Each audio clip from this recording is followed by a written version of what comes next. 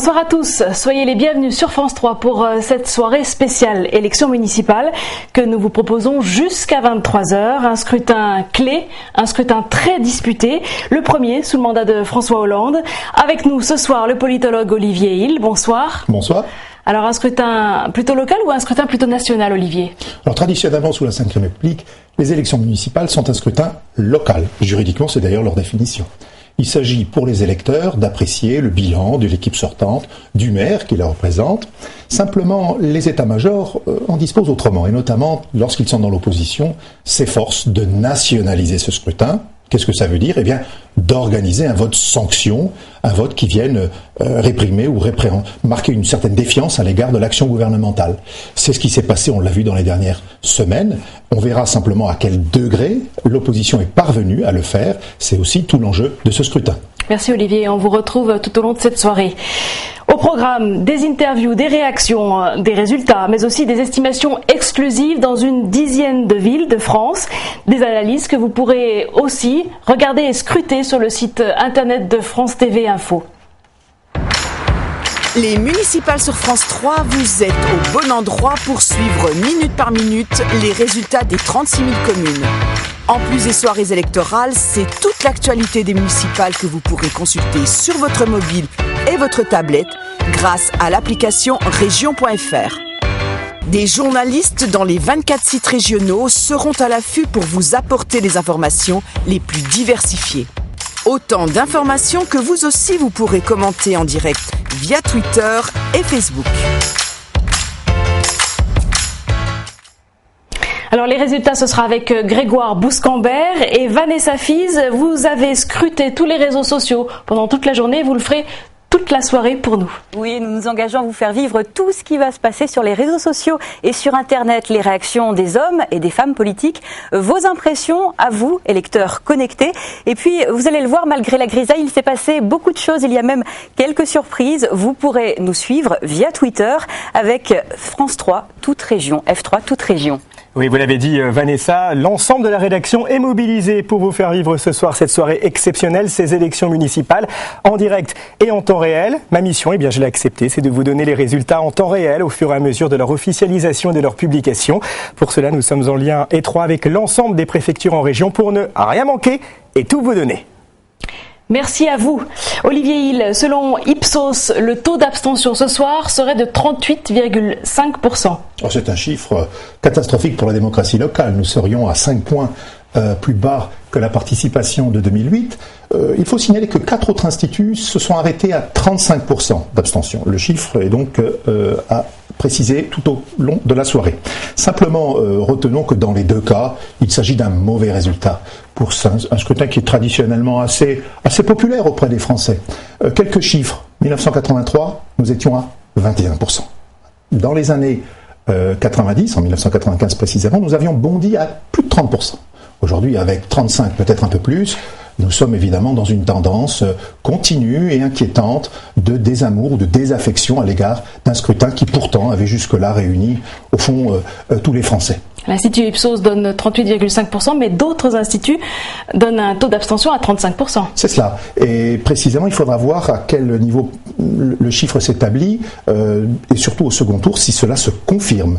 Nous assisterions alors à une dévitalisation progressive de la démocratie locale, c'est-à-dire au fond à une normalisation de ce scrutin par rapport aux autres scrutins législatifs ou présidentiels qui sont caractérisés, sauf dernière occurrence pour le scrutin présidentiel, par cette même baisse de participation.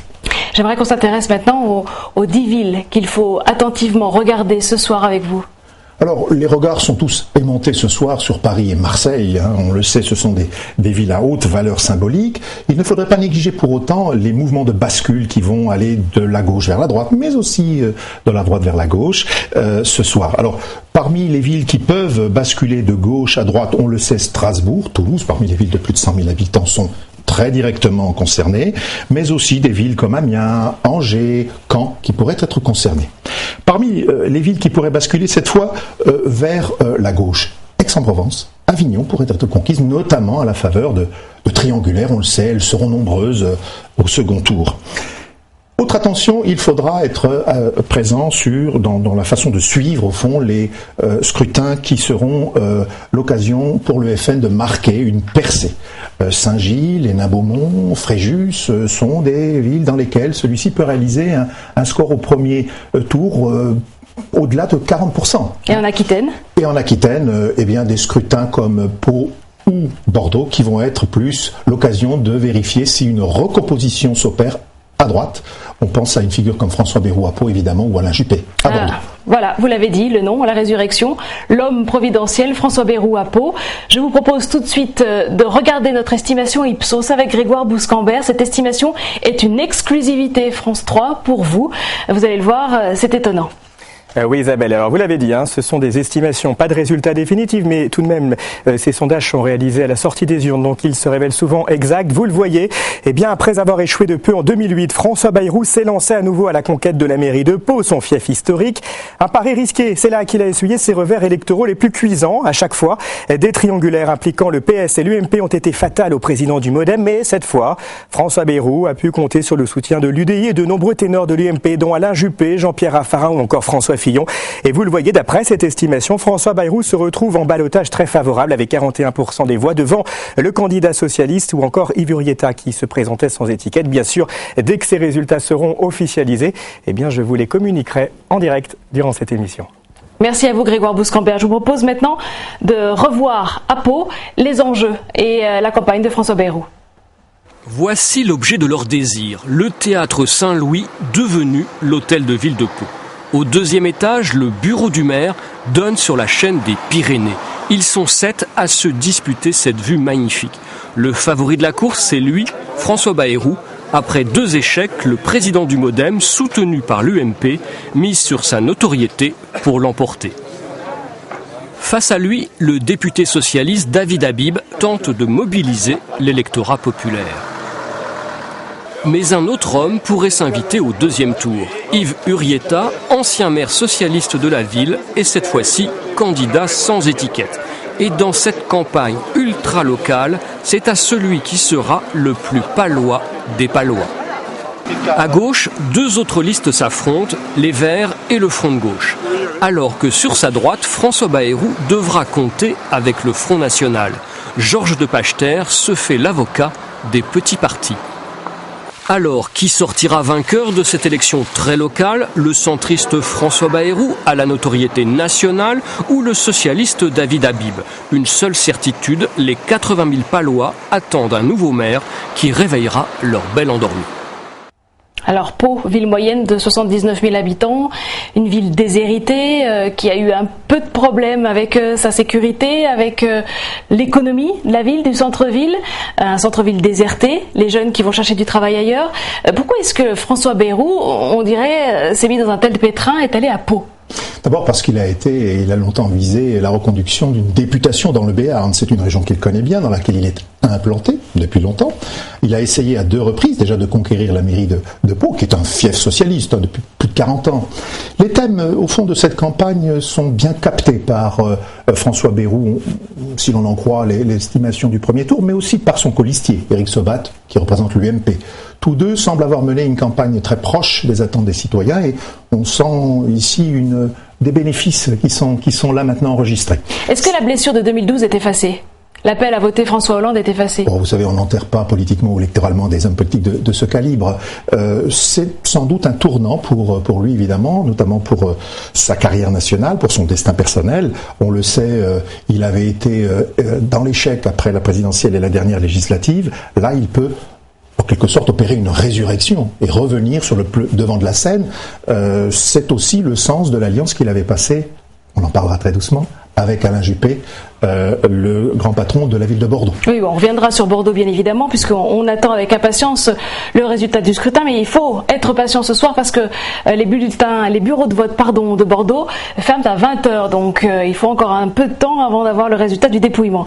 Vanessa Fize, vous avez eu pas mal de travail aujourd'hui sur les réseaux sociaux et je crois qu'il y a eu quelques messages de rigolo dans les isoloirs. Effectivement, les électeurs ont été très volubiles sur les réseaux sociaux. Il y a d'abord eu ces appels à voter, ici un journal local qui disait en patois « il faut aller voter », cela donne « voter vérole ». Vérole, ce n'est pas la maladie en l'occurrence. Et ces appels à voter ont été écoutés et du coup, une nouvelle mode a vu le jour. Il s'agit d'un nouveau mot, le self-isoloir. Le principe, cela vient bien sûr du selfie, cette mode de se prendre en photo en situation avec un smartphone.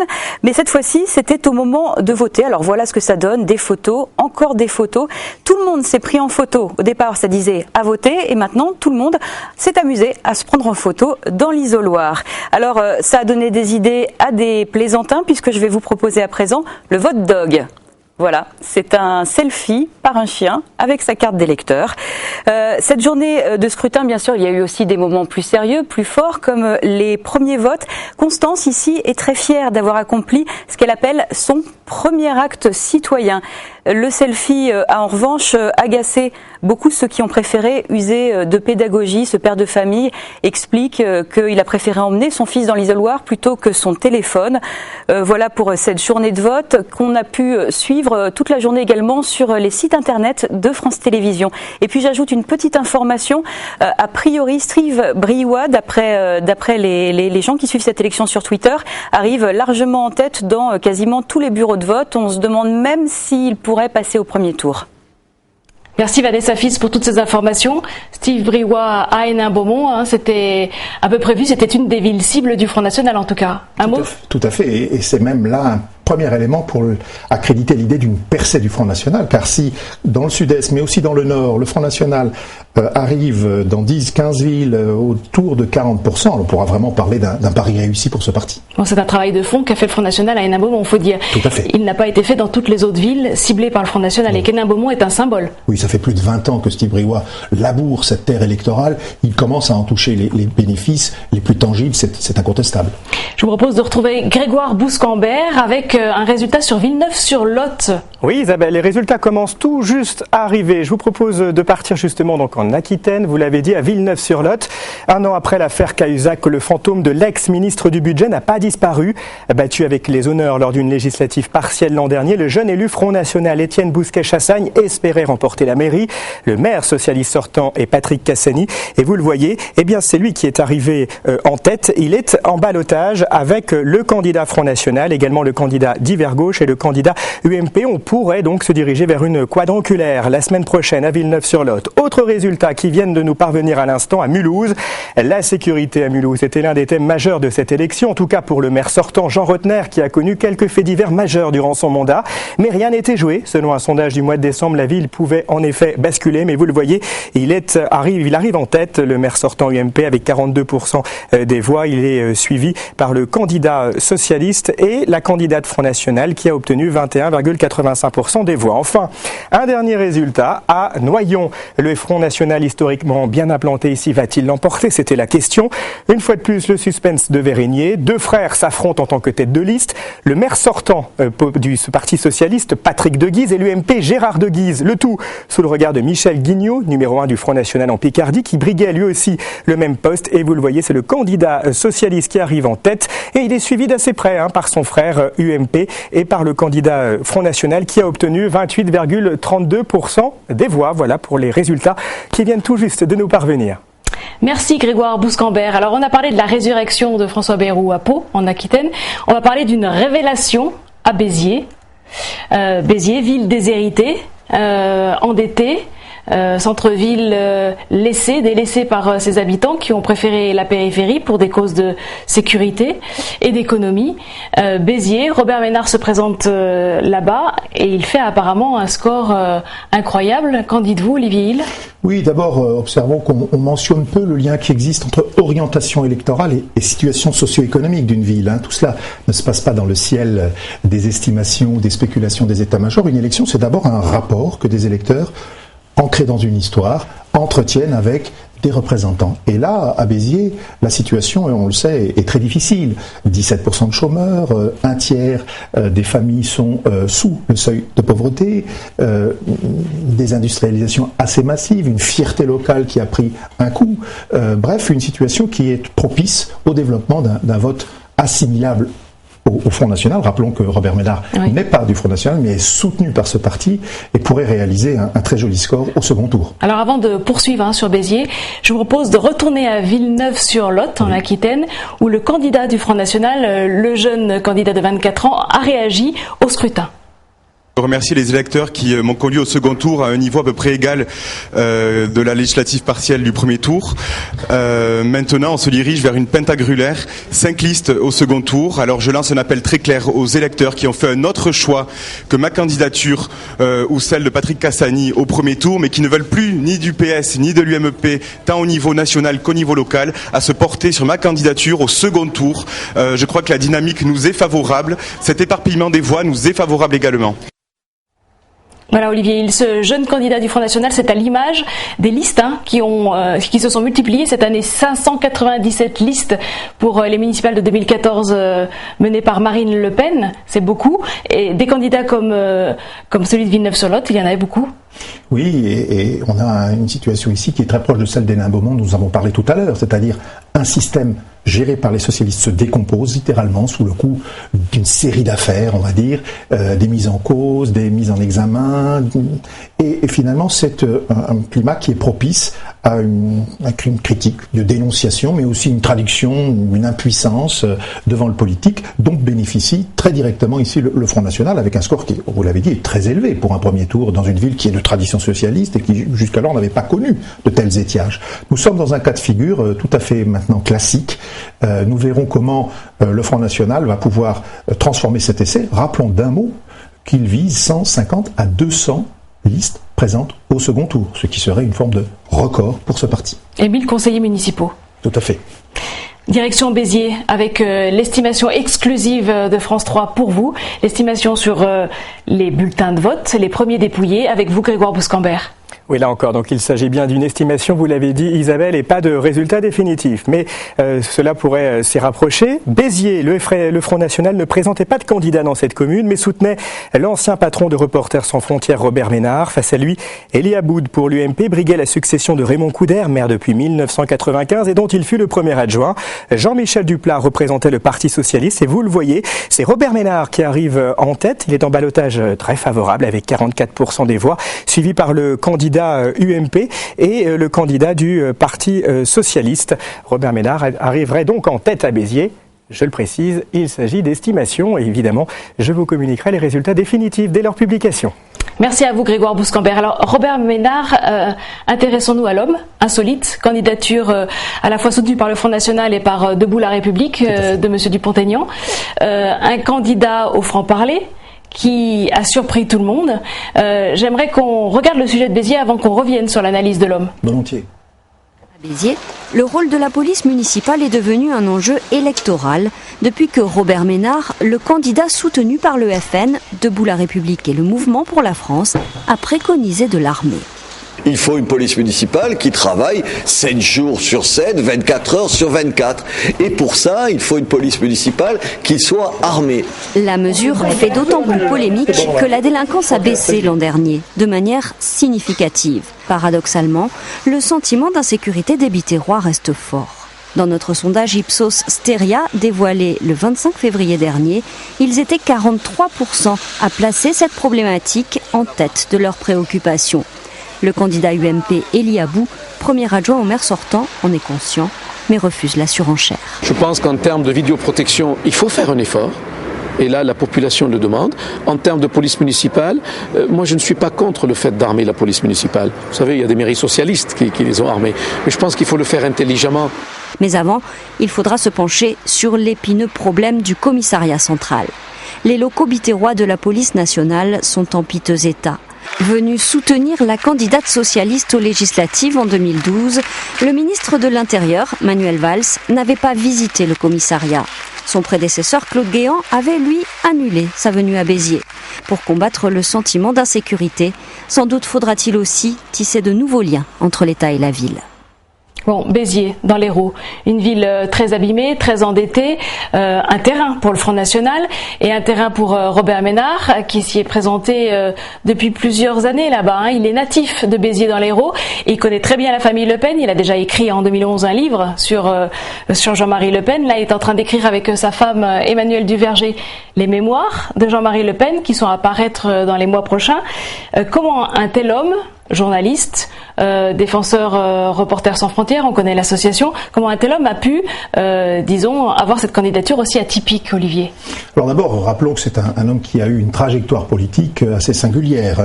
Pour ce pied noir né à Oran, les premiers amours politiques furent d'abord à la Ligue communiste révolutionnaire, puis au Parti socialiste, et ce n'est donc que très tardivement que ce fondateur de Reporters sans frontières en est venu à épouser des idées plus conservatrices, voire plus proches du Front National. C'est une figure évidemment médiatique que l'on voit très souvent sur les plateaux de télévision ou de radio, qui a un franc-parler, un rayonnement personnel très grand, qui est assez charismatique, et qui bénéficie ici finalement d'une désespérance sociale. Donc il faut encore une fois souligner l'ampleur sur cette ville de Béziers, avec un centre-ville qui se dévitalise, plus de 4000 logements vacants dans cette ville. Je parlais tout à l'heure de ce RSA qui est au fond avec la misère la seule chose qui prospère à Béziers depuis quelques années. Eh bien tout cela est un terreau très fertile et que M. Ménard a réussi à transformer en un tremplin. Une ville en déshérence et un candidat qui a su s'implanter. On a vu, selon l'estimation Ipsos, 44%. Que va-t-il se passer au second tour? Que risque-t-il de se passer? Est-ce qu'il y a des réservoirs de voix suffisamment importants pour M. Abou? Oui, car le candidat UMP n'est pas très bien placé, c'est le moins qu'on puisse dire, avec moins de 30%. Rappelons que cette ville était tombée dans l'escarcelle de l'UMP en 2008, dès le premier tour, avec M. Raymond Couder, qui est l'ancien maire. Donc c'est un résultat très décevant pour l'UMP. On verra de quelle façon peut s'organiser ou pas un front républicain. On le sait, c'est quelque chose qui divise les états-majors et les candidats localement. On verra comment, localement, PS et UMP pourront ou pas réaliser cette... J'y crois peu, pour tout vous dire, mais pourront réaliser cette entente qui permettrait de faire barrage, et c'est le seul moyen, à Robert Ménard. J'aimerais qu'on passe à une autre estimation, celle de Perpignan. Pareil, une ville cible avec Louis Alliot, le compagnon de Marine Le Pen. Tous deux ont une résidence à côté de Perpignan. Ils connaissent bien la région, ils sont bien implantés. Encore un travail de fond qui a été fait. Grégoire Bouscambert, donnez-nous cette estimation d'Ipsos, très intéressante à regarder. Oui Isabelle, alors là encore, estimation par résultat définitif. Donc à Perpignan, d'après tous les sondages, une triangulaire était possible ici au second tour de ces élections municipales. La victoire du Front National était possible. Vous l'avez dit, Isabelle, c'est Louis Alliot, son vice-président, qui tentait de ravir la mairie, à droite depuis 50 ans. À l'UMP, Jean-Marc Pujol, nommé en octobre 2009, tentait lui de conserver son fauteuil. Au PS, c'est le député Jacques Cresta qui a été désigné. Et vous le voyez, Louis Alliot, du Front National, arrive en tête avec plus de 33% des voix, suivi par le candidat UMP et le candidat du Parti Socialiste. La candidate également d'hiver droite a obtenu 10%. Il y aurait donc éventuellement une quadrangulaire la semaine prochaine à Perpignan. Autre estimation, toujours à Nîmes. Pour ces municipales, Nîmes apparaissait comme un terrain électoral clé. Le maire UMP sortant, Jean-Paul Fournier, voulait faire de son bilan un atout majeur face aux autres candidats qui le lui reprochaient. La gauche, comme les extrêmes, et notamment le Front National avec le jeune Julien Sanchez, entendait bien décrocher le premier rôle dans cette ville. Et vous le voyez, c'est le candidat UMP qui est arrivé en tête, suivi par le candidat du Front National et la candidate du Parti Socialiste. À noter donc le Front National qui est ici en deuxième position d'après ses estimations. Merci à vous Grégoire Bouscambert. Olivier Hill, Perpignan, Nîmes, des villes qui se ressemblent? Oui, des villes qui se ressemblent, et une région surtout dans laquelle le Front National a réussi d'ores et déjà à transformer un essai, puisqu'on le sait, c'est un laboratoire social qui travaille depuis longtemps. Il a exercé des responsabilités municipales à Toulon, à Marignane, à Orange. C'est donc une région qu'il connaît bien, dans laquelle il a implanté des cadres, des structures, des formes de mobilisation assez puissantes désormais. Ces thèmes sont beaucoup suivis, et on le voit, les chiffres qui nous sont donnés au soir de ce premier tour sont tout à fait éloquents. On assiste véritablement à un développement du rayonnement, de l'implantation du Front National dans cette terre qui devient une terre de prédilection pour ce parti. Alors Louis Alliot est implanté depuis longtemps à Perpignan. Est-il susceptible ce soir d'emporter la mairie. La situation est assez différente, tout de même, de la situation de Béziers, puisque M. Alliot, d'abord, court sous les couleurs du Front National, pourra moins jouer d'une certaine ambiguïté et en tout cas d'une certaine respectabilité, comme c'est le cas pour M. Ménard, qui a passé alliance avec la bourgeoisie biterroise, on le sait. C'est donc un scrutin qui devrait être beaucoup plus serré, beaucoup plus difficile pour lui. La triangulaire se fera beaucoup plus au couteau. On reste dans la thématique du Front National et de sa percée lors de ces municipales et de ce premier tour de scrutin. Je vous rappelle que nous sommes encore avec des estimations, donc prudence.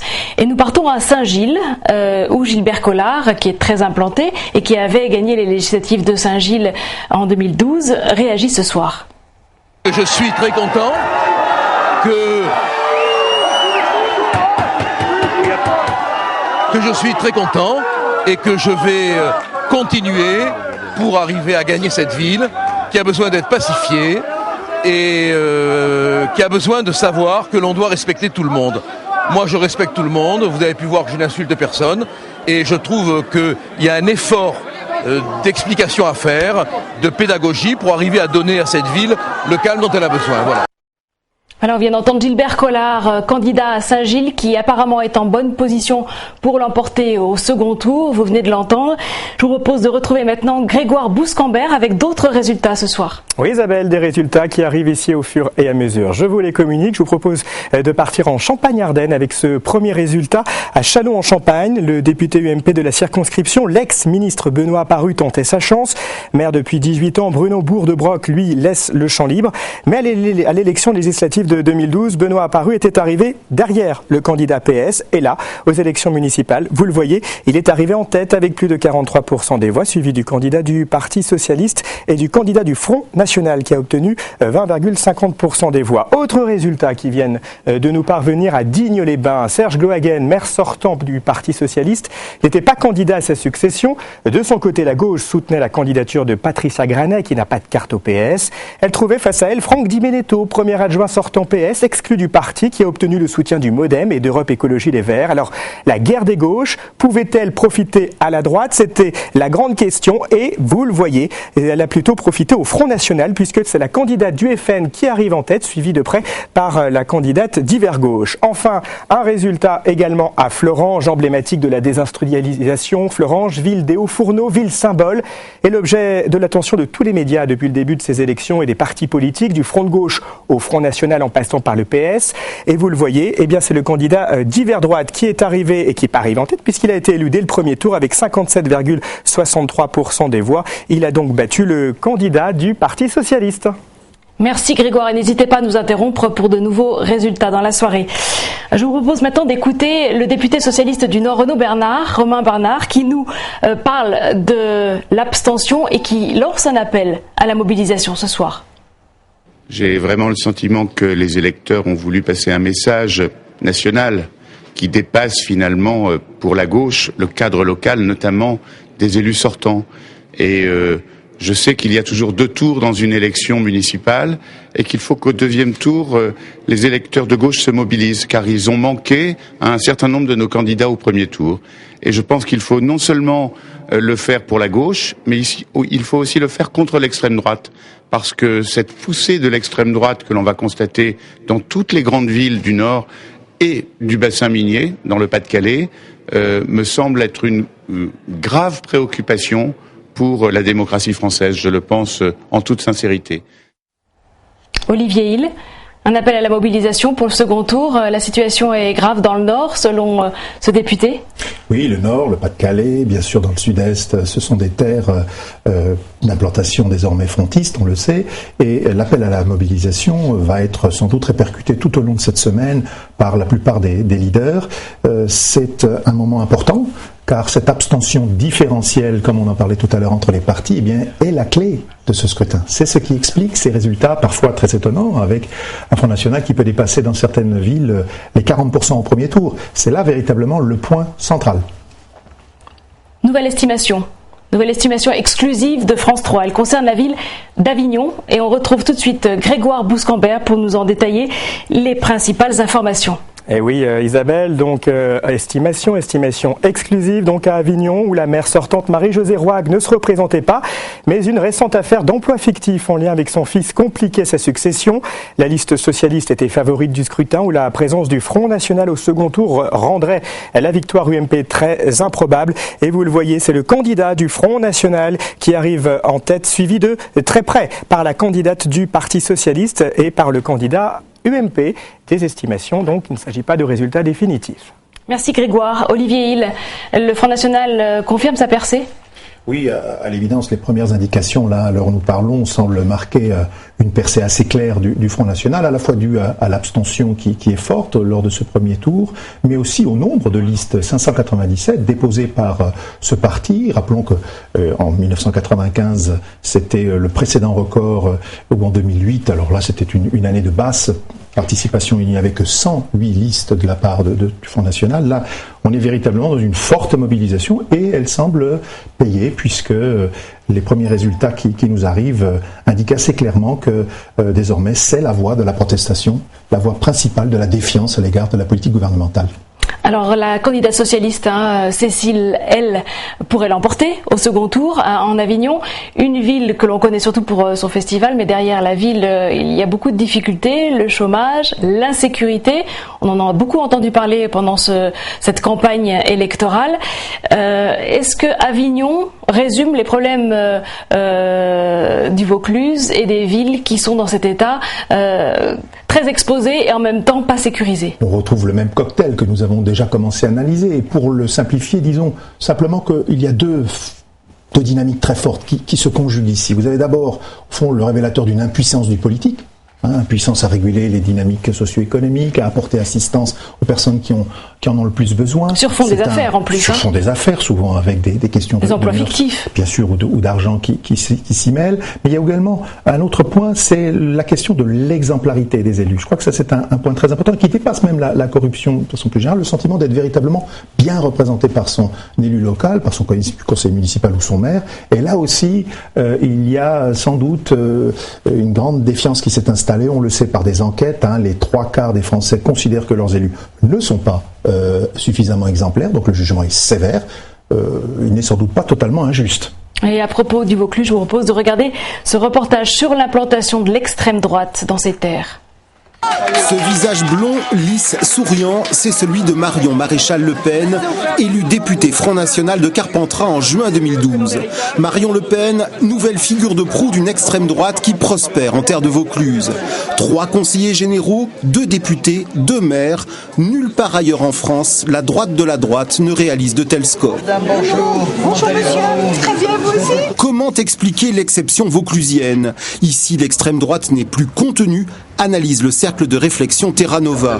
Les digues ont cédé. À Carpentras, Marion Le Pen doit son élection à la rupture du Front républicain par la candidate socialiste. Martine Aubry, l'ancienne patronne du Parti socialiste à Solferino, avait demandé que la candidate socialiste se retire. La candidate socialiste ne s'est pas retirée, avec évidemment le soutien de certains responsables locaux. La droite vauclusienne, quant à elle, paye le prix de sa proximité avec l'extrême droite.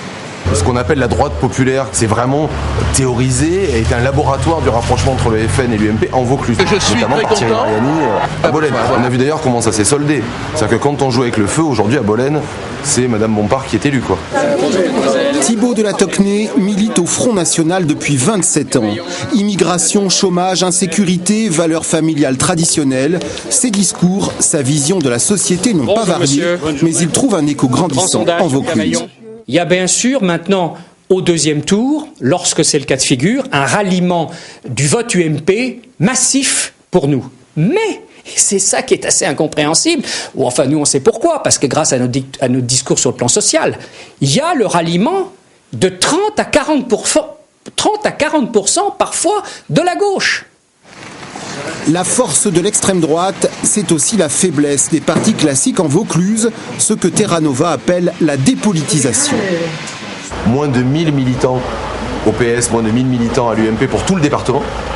Je rappelle que l'Hérault, c'est 5000. Juste pour donner un ordre d'idée, quoi. Il n'y a pas non plus ici, j'allais dire, de personnalité d'envergure nationale.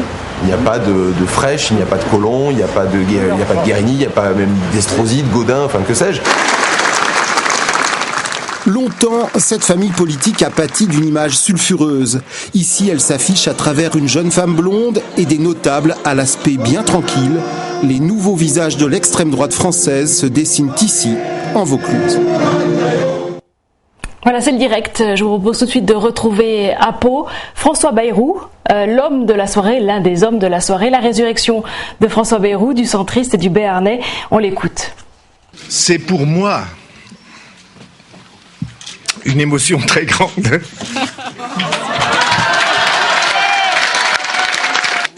Parce que chacun d'entre vous sait bien quelle est notre histoire dans cette ville. Les années qu'il a fallu attendre, le travail qui a dû être fait, les histoires différentes, parce que tous ceux qui sont dans cette équipe ont des histoires différentes, mais toutes avec notre ville. Et pour moi, et pour les miens, le fait que pendant si longtemps on ait affirmé mensongèrement que le lien était rompu entre cette ville et moi, et cette ville et nous, le fait qu'aujourd'hui elle s'exprime avec autant de clarté et autant de force, bien entendu pour moi c'est très émouvant. Voilà, François Bayrou depuis Pau, il est donné largement en tête au premier tour. Je vous ai vu avoir un petit sourire, Olivier, en l'écoutant, parce que lui-même était ému en parlant. Oui, la mine est épanouie, le sourire est sur les lèvres, l'homme est de toute évidence ému. Il s'apprête à prendre sa revanche sur le sort. Il a été beaucoup déconsidéré par les électeurs ces dernières années. Là, voilà une résurrection, voilà une figure qui retrouve une grande popularité auprès des électeurs. On verra tout de même au deuxième tour, car il existe pour son adversaire principal des réserves de voix, mais il est bien dans une dynamique de victoire. C'est incontestable. Voilà, je vous propose de retrouver tout de suite Vanessa Fize sur les réseaux sociaux. Vanessa. Oui, ça s'agite beaucoup sur les réseaux sociaux. Vous imaginez, les internautes font des commentaires sur beaucoup de choses. Alors, ce qui agite par exemple beaucoup, c'est le vote de François Hollande, puisque François Hollande s'est rendu avec l'avion présidentiel à Tulle pour aller voter. Et ça fâche un peu certains internautes. On relève aussi les premiers soupçons de fraude ou les polémiques sur le déroulement du vote. C'est le cas à Corbeil avec la tension qui monte à gauche, puisqu'on parlait cet après-midi d'un candidat qui venait de déposer plainte pour agression contre un concurrent. Des polémiques également à Marseille où on a parlé de tentative d'intimidation dans un bureau de vote. Steve Briouat, quant à lui, est en train peut-être de réaliser une élection au premier tour. C'est Octave Nitkowski qui nous fait suivre cette élection. Octave Nitkowski, c'est un écrivain, un très jeune écrivain qui avait suivi et analysé la montée du Front National dans le Nord-Pas-de-Calais. On relèvera encore Jean-François Copé qui a donc déclaré qu'en aucun cas il n'appellera lui et son parti à voter pour le Front National. On peut aussi noter les premières félicitations. Hervé Morin distribue pas mal de félicitations et bien sûr il explique qu'il est très heureux justement pour François Bayrou et qu'il soit sur le point de réaliser son rêve. Vous pouvez retrouver beaucoup d'analyses, beaucoup d'informations sur le site internet de France TV Info qui recueille tout ce qui se passe en région. Merci Vanessa Fize. Un dernier mot sur Pau et sur François Bayrou avec Alain Juppé. Si on voulait faire de l'humour ce soir, c'est le retour des déserteurs. Sans doute des déserteurs qui retrouvent là soudain même une grande jeunesse, beaucoup d'allant. On les voit totalement épanouis, prêts à de nouvelles belles aventures. Tout de suite, Grégoire Bouscambert avec de nouveaux résultats. Oui Isabelle, les résultats qui arrivent, je vous les communique. Je vous propose d'aller à Carhaix. Carhaix qui est évidemment très suivi puisque c'est là que s'est joué il y a quelques mois la fronde des bonnets rouges. Eh bien vous le voyez, le candidat d'hiver gauche a été élu dès le premier tour avec plus de 65% des voix. Autre résultat qui viennent de nous être communiqués à Forbach. Florian Philippot voulait faire de cette cité ouvrière marquée par un chômage endémique son fief électoral. Parachuté en 2012, le vice-président du Front National affrontait le maire sortant, le socialiste Laurent Kalinowski. Et vous le voyez, eh bien Florian Philippot du Front National est arrivé en tête de ce premier tour des élections municipales avec plus de 35% des voix. Il était suivi par le candidat du Parti Socialiste et le candidat d'hiver droite ainsi que le candidat UMP. On pourrait se diriger vers une quadrangulaire pour cette deuxième semaine à Forbach. Autre résultat en Champagne-Ardenne à Reims. La droite s'est dit unie cette année pour ne pas commettre la même erreur que lors de la dernière élection municipale. Et des dissensions avaient en effet permis à la gauche d'administrer la ville pour la première fois fois depuis 1983. Le député UMP Arnaud Robinet comptait faire chuter la maire socialiste sortant Adeline Hazan, proche de Martine Aubry. Et vous le voyez, il est arrivé en première position avec plus de 39% des voix. Adeline Hazan, elle, est arrivée en deuxième position. Le candidat du Front National, lui, en troisième avec un peu plus de 16% des suffrages. Enfin, direction Armentières où Daniel Aminou Ducatel se présentait sur la liste UMP. Alors pour l'anecdote, c'est la mère de l'humoriste et réalisateur Danny Boone. Et vous le voyez, c'est le candidat socialiste qui arrive en tête, suivi du candidat UMP et du candidat Front National. Ce dernier a obtenu un peu plus de 20% des suffrages. Et là, c'est votre côté people qui reprend le dessus, on le sent bien. Hein. Olivier, quelques réactions sur Reims et Forbach ?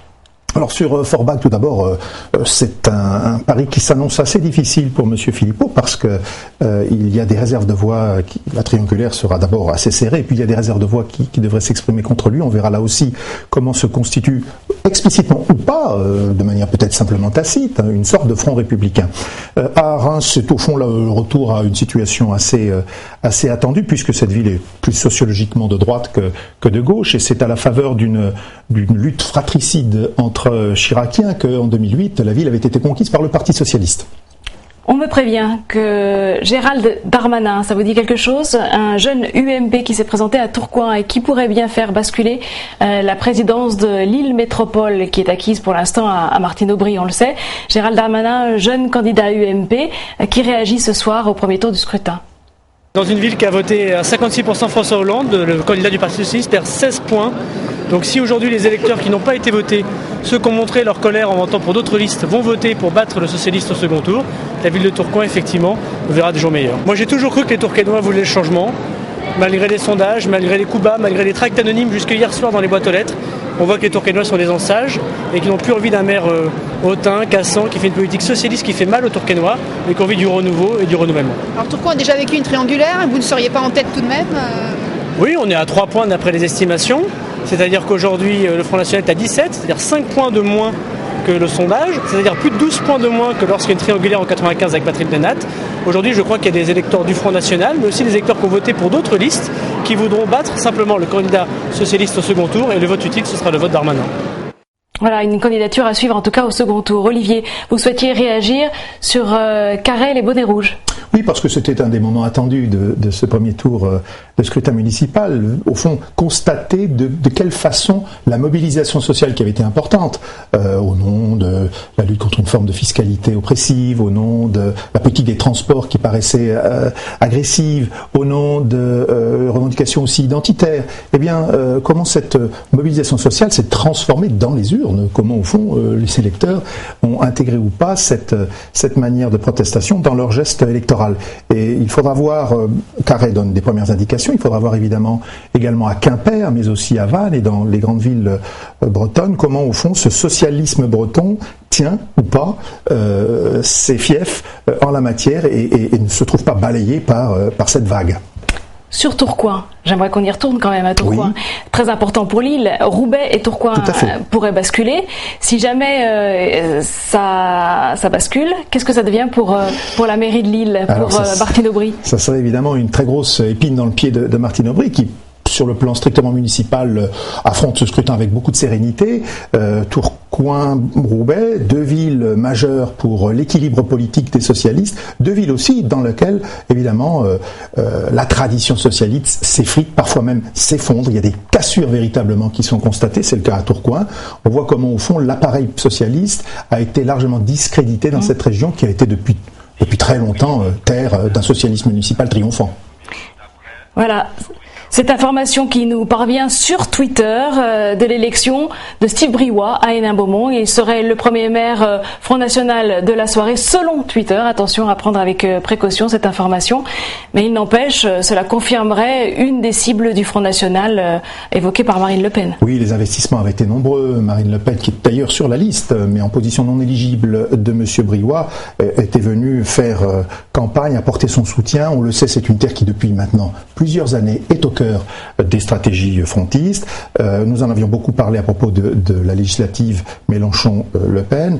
Nous sommes là en présence d'une première victoire possible. Il faudra la vérifier évidemment à partir des résultats et non pas seulement d'indications sur Twitter, mais ce serait évidemment un coup de tonnerre dans le ciel nordiste. Merci Olivier. Merci à Grégoire Bouscambert et Vanessa Fize. On vous retrouve dans quelques instants pour la deuxième partie de cette soirée spéciale élection municipale. J'espère que vous vous êtes autant amusés que nous ce soir dans cette première partie à vous annoncer les premières informations, les estimations également dans la plupart des villes de France, les villes clés et les villes sensibles. Merci de votre attention. À tout à l'heure, 21h15.